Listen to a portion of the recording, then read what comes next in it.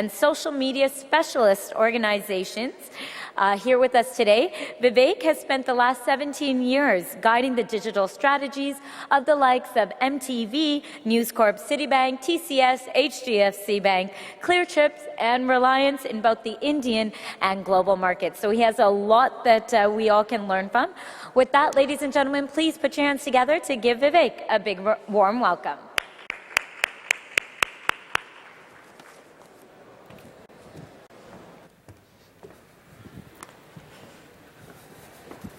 Good evening, friends.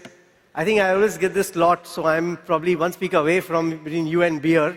So I'll try to make it as quick as possible. So I think the thing is that I started this company way back in 1997. So I've been doing digital advertising for almost 17, 18 years. And I've seen that whole thing go from digital sort of advertising to living in the digital age. I remember, and today I think the way technology is sweeping the world is just been fascinating. So let me give you a few takes on how digital advertising, especially advertising, is changing, and how, as companies, we'll have to adapt in order to survive in that. So the thing is that I read, all the companies that are existing today, which are started in the sort of 20th century, actually were not structured to last in the 21st century. Because the way technologies are exponentially increasing, it's impossible to run the company with the same business model that you conceptualize the company in the 20th century for. So as I say, that if you're not a startup, then you have to be a turnaround. And the thing is that why is this dire need to change now? Why is it happening very, very quickly?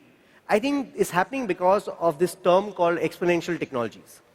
So what has happened in exponential technologies is that always technology evolved on a sort of linear basis. 1 became 2, became 3, became 4. But now what is happening is a lot of technologies in the world, semiconductor being one, microchips being the other, artificial intelligence being the third, all of these are exponentially increasing, where 1 becomes 2, becomes 4, becomes 8.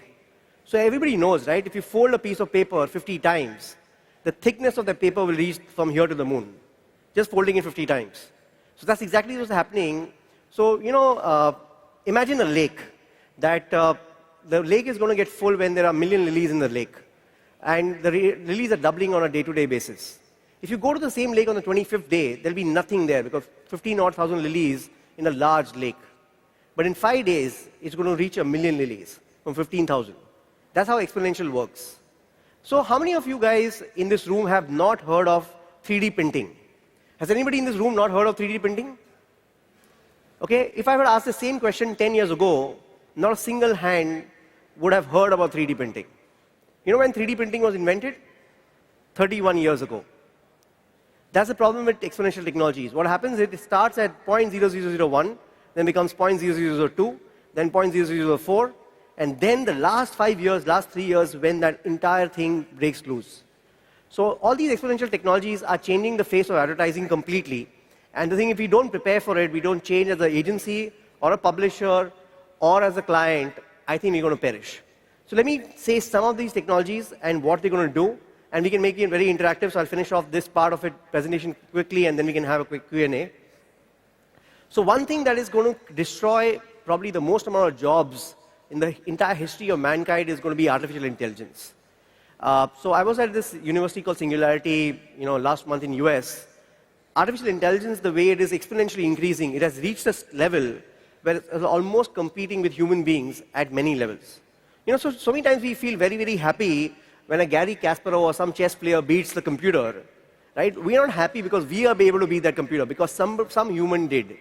But the fact of the matter now is going to become better than all of us very, very quickly. What happens to the entire publishing industry because of this? Because then what happens is, I can write every single article customized to every single person, very, very specifically. Imagine what happens in the field of advertising. Today in the field of advertising, then ad copies will be optimized 24 hours a day, 365 days a year. Every single ad will be created for you specifically. So if you come from a specific hometown and there is a colloquial term that is used in your hometown that you can identify with it, that ad will say that term. So immediately when you see that term, you'll automatically want to see click the ad or be influenced by it. All these technologies and AI is going to suddenly change our industry completely. Right now it's very people dependent, right? So we have an 850 people team doing all these digital advertising for us. All this is going to change very rapidly when AI comes in, because everything will happen automated. So I would say that this is one industry which is the multiplier, which is going to transform publishing, content creation, advertising, ad copywriting, and the data and insights. Because just imagine that if computers were doing something, it can take one age, it can take gender, it can take hometown the person is from, it can take what kind of education he has, and all these factors are taken into account and you can create ad copy. And when, the problem with human beings is, what I'm learning, everybody else in the room to a certain extent learns, but all the people who are not here are not learning from it. Machines are all connected to each other. So if any machine learns anything, if some campaign works in remote part of Idaho, the same campaign can now be replicated in the rest of the world. So all the machines are connected to each other. So the learning happens on an exponential basis. So I feel that the field of advertising is going to completely transform itself, and the role of human beings in it is going to reduce tremendously. And that's probably one of the reasons that I sold my company, so I have lesser problems. The other thing is the Internet of Things. So how many of you in this room have heard of Internet of Things? Okay, so almost like 70% of the hall. Today, by 2020, some 50 billion devices are going to get connected to each other. Imagine the exponential nature of these things, right? Nest was acquired by Google for $3.2 billion. Imagine that a fridge is ordering the milk when the milk gets over. Now, from an advertising point of view, who do I market to? The owner or the fridge? And if I have to influence the fridge to order my brand, what do I tell the fridge? How do I convince the fridge? Do I use a robot to convince the fridge? Probably yes. What if I had a feed of video inside the fridge? What kind of marketing insights can I get about the consumer habits of that person? What if today, based on the way, they say by 2020, almost 90% of the cars will be connected to the internet. So if I imagine that happens, based on the driving habits of every single person, my marketing and the insurance products that I sell will change, and the offers that I give will change again. Same thing about if somebody is playing a sport, the health insurance that I charge that guy is going to be lesser. So your entire data creation that is happening through all these internet devices is going to completely transform the way you actually doing advertising. And as companies, the way we are structured will all have to change because 50 billion devices will be giving us data. And that data is so powerful. It's sometimes, so when I wear the marketing hat, it's very exciting. When I wear the consumer hat, it scares the hell out of me. The amount of data we're collecting at each level. So the other technology that is becoming very, very big is programmatic. So let me explain you programmatic in a very, very simple way. With programmatic, it's very simple that generally what happens is when you do internet advertising, you put an ad on a site. So when a person comes to that site, he sees your ad. So if I want to target affluent people, I'll put an ad in money control. When a person comes to money control, then he sees my ad. But now what happens is with programmatic is that I target an audience instead of targeting a website. So let's say I'm an affluent person, but let's say I don't go to money control, but I am fond of table tennis. But if you identified me as a person who meets your target audience, you could get the same ad on a table tennis website at 1/10 the price of money control. Because the rest of the people may not be affluent and your target audience. But what the site will do is, only when Vivek Bhargava comes to that site, he will see the ad. All the rest of the 9 people will not see the ad. So with programmatic, the advantage is that you can actually show the ad to the right person at the right time, bid the right price, which is real-time bidding. And all this is possible because now you can reach out to very, very niche audiences and only pay for those niche audiences. So you don't pay for everybody who comes to the website. You only pay for the guys who you want to target. The same thing is going to happen. Programmatic is going to become a part of television. It's going to become part of radio. It's going to become part of outdoor. It's going to be a part of print. So even newspaper editions, I will not be surprised you fast forward 5 to 10 years, there'll be 1,000 editions of Times of India in the city. A different edition will go to a different set of buildings. Different edition will go to specific individuals. So if you are sending a newsletter, theoretically speaking, to a Mukesh Ambani, you can afford to print the newspaper only for him. Scary as hell, right? Because it's affordable. You can print it in that manner because you know that if he has 200 cars, if he wants to order one more car, a Rolls-Royce will be willing to pay maybe 50,000 rupees for that one single insert of a Rolls-Royce into that newspaper. But it goes to only one single individual.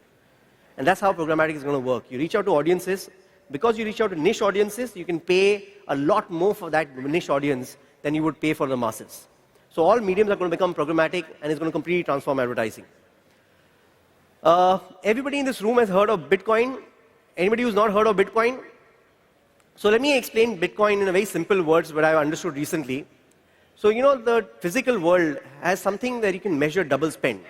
So if I have this in my hand, if I hand it over to the individual in the front seat, then it's no longer with me because I hand it over to him. But in digital, what happens is, when I send you an image or I send anything to you, there is no way for you to know whether I still have it or not. Right? So blockchain technology, the Bitcoin to a certain extent is solving that double spend problem. That how do you track, when I give something to somebody, it should go away from me and now the recipient should have it. So that's how payment problems are solved. Now, all of internet, because of blockchain technology, is going to be completely transformed. So the Facebook will become the largest bank in the world.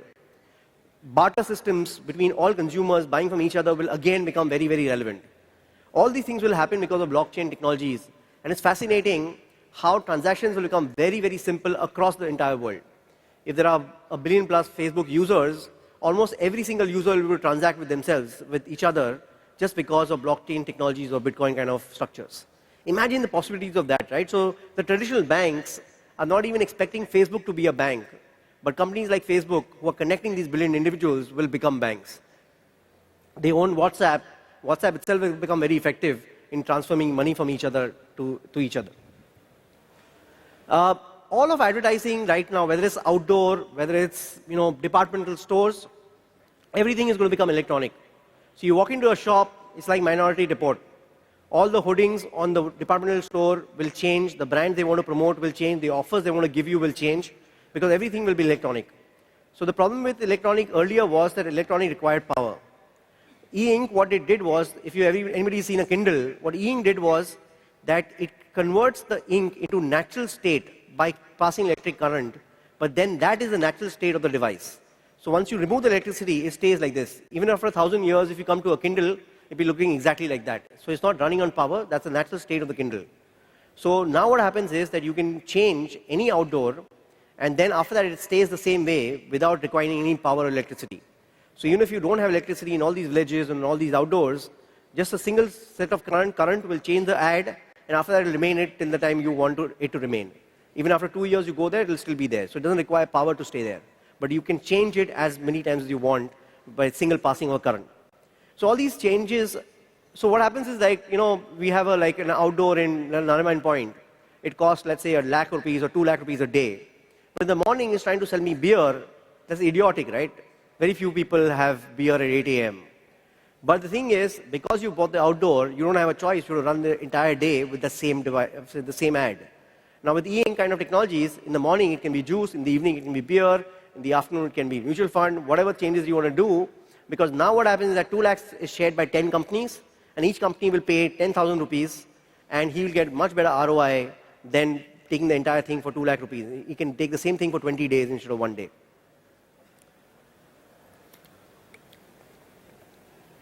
Has anybody in this room ever tried out Oculus Rift, the headset which you wear? Yeah, I see one hand going up. So anybody who tries it now, it has reached this level that when you're sitting on the roller coaster in the Oculus Rift, you actually feel that you're sitting on a roller coaster. And I've seen people take out the headset because they were so scared. While they knew they're sitting on a chair, they knew they are wearing a headset, but they were still so scared that they had to take out the headset. That's how the feeling is. And it's changing again exponentially. Give it a few years, maybe 3 years, maybe 5 years, maybe 10 years, I think it's going to reach a level where you will not be able to distinguish between virtual reality and sort of reality. And imagine the kind of brand experiences that you can now create if you can actually get access to sort of that virtual reality. Imagine you're doing sort of base jumping and you're falling from 100 floors high building, and there is this HDFC Life big net that saves your life. Right? It happened virtually. But I can guarantee you, in that moment of immersion, you're never going to forget HDFC Life for the rest of your life. Apologies for the small client promotion of my client, but that's what it's going to be, right? Augmented reality is going to create brand experiences that be so emotionally connected to you, you'll never forget those brand experiences. If you just take, virtual reality, or let's say augmented reality to a certain extent. I was one of those unfortunate individuals who bought the Google Glass. Then I was called a glass hole for a long period of time. But the thing is that it's phenomenal, right? Because you could wear a device, and the device could augment reality.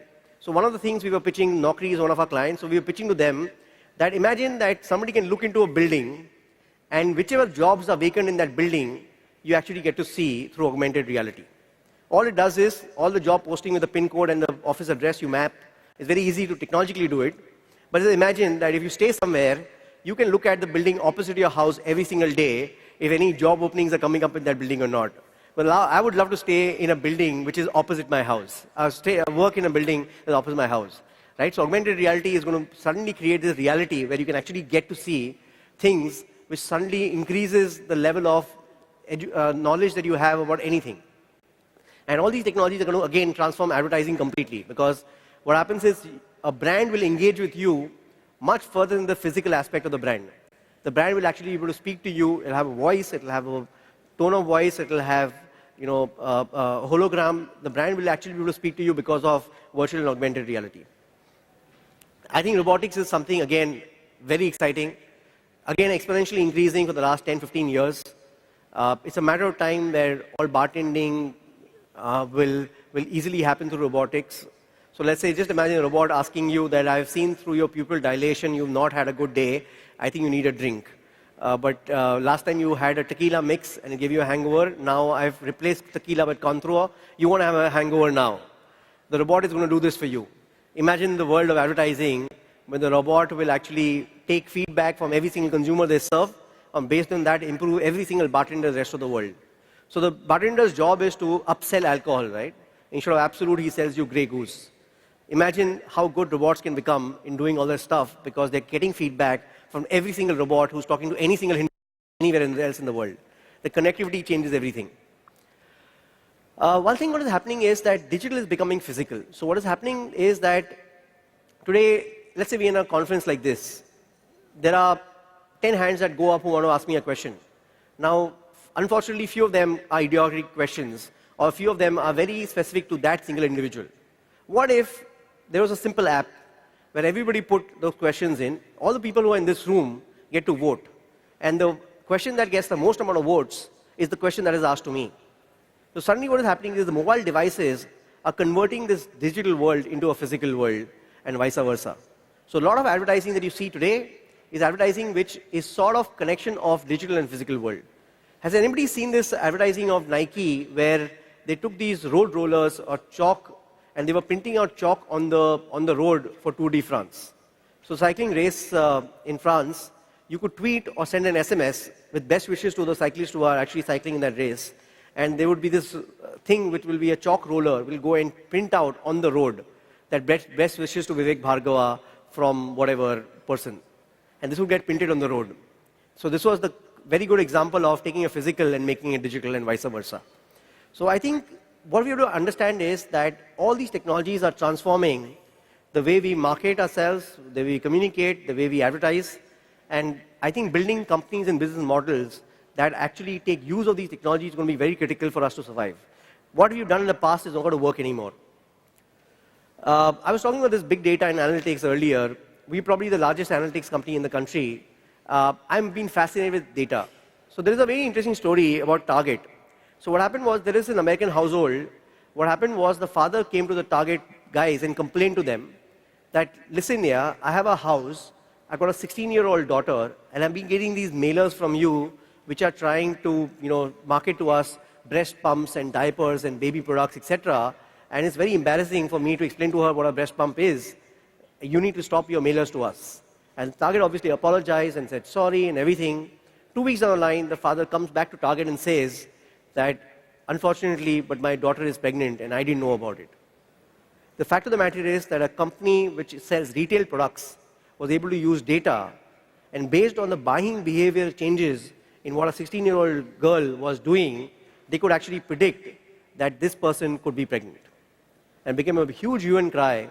But the amount of data that we're collecting from internet devices, from shopping behavior, even a person who goes to a shop today and buys something physically from a shop, if you have a loyalty card of that shop and you take that card, I can map that card to your number. When you log into Facebook tomorrow, I can actually advertise to you based on what you purchased yesterday in a physical shop.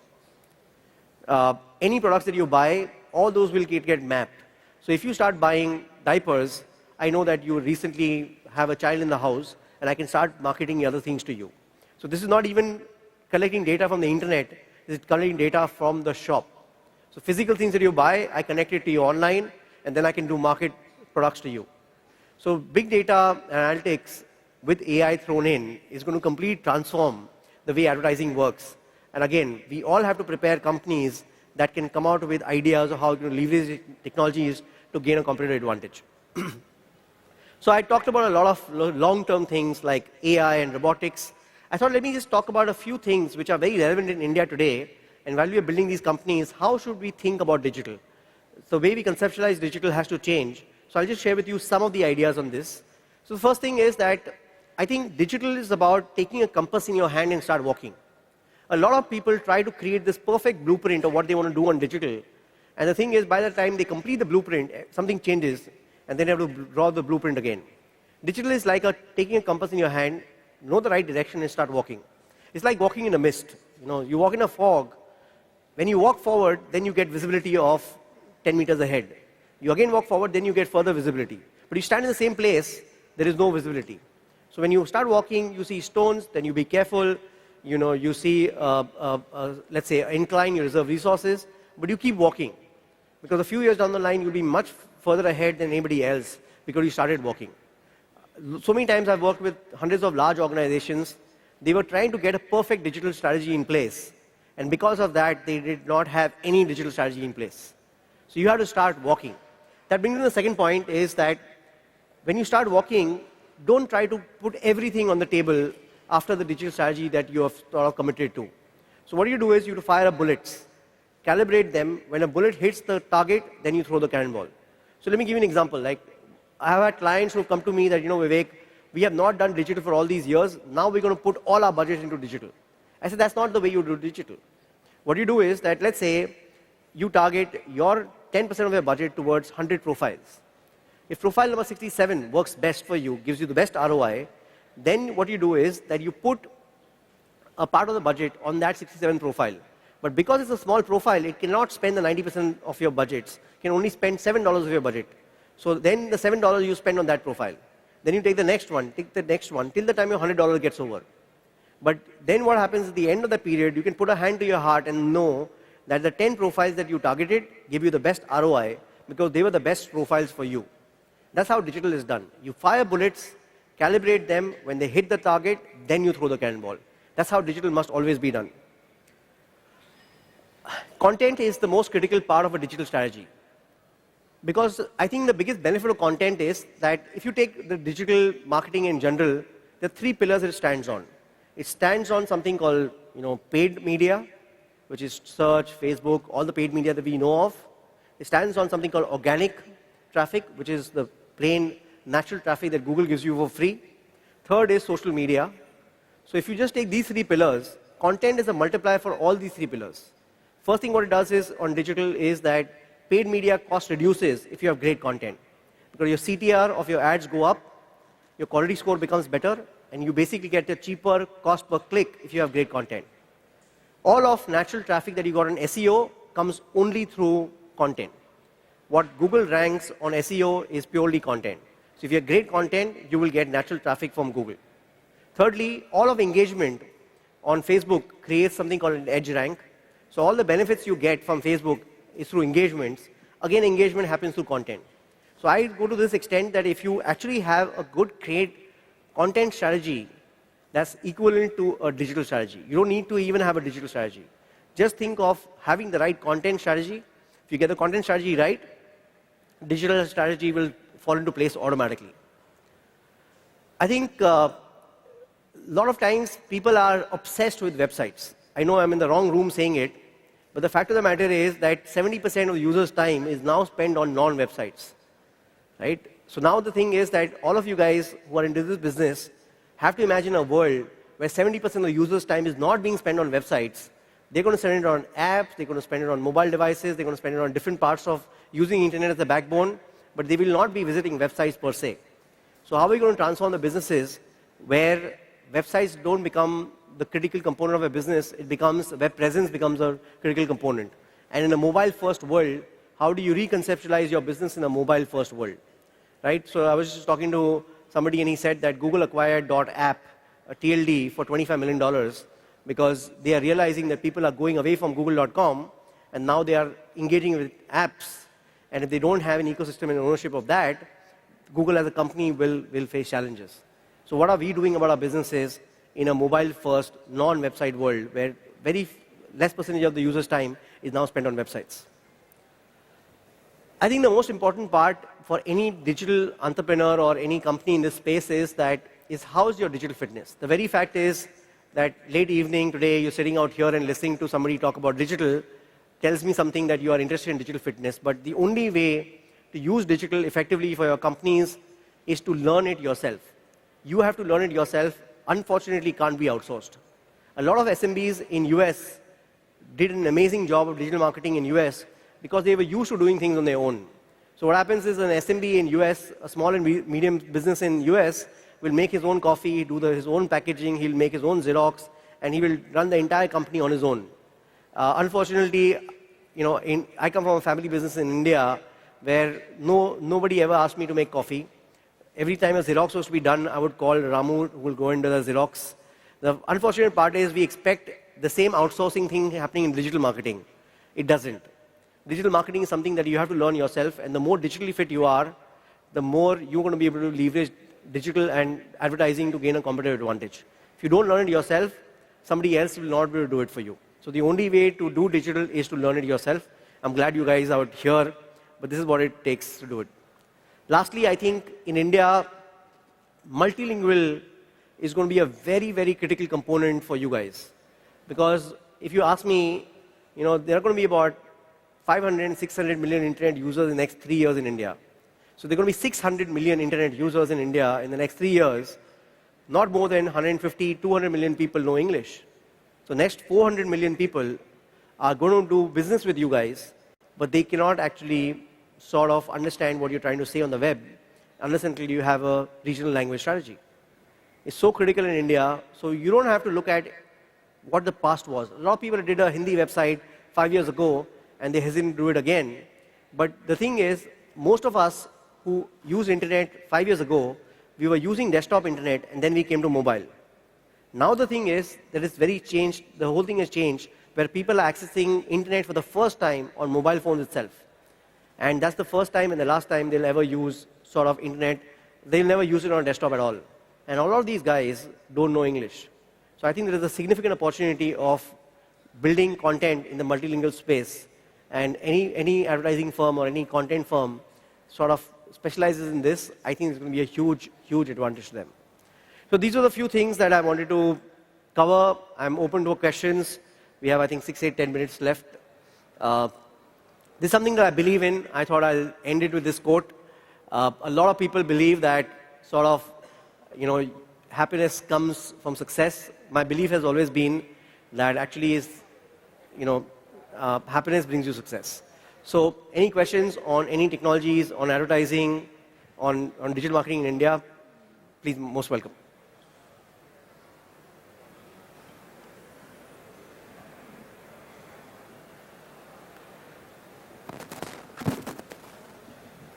Vivek, you said that learn it yourself.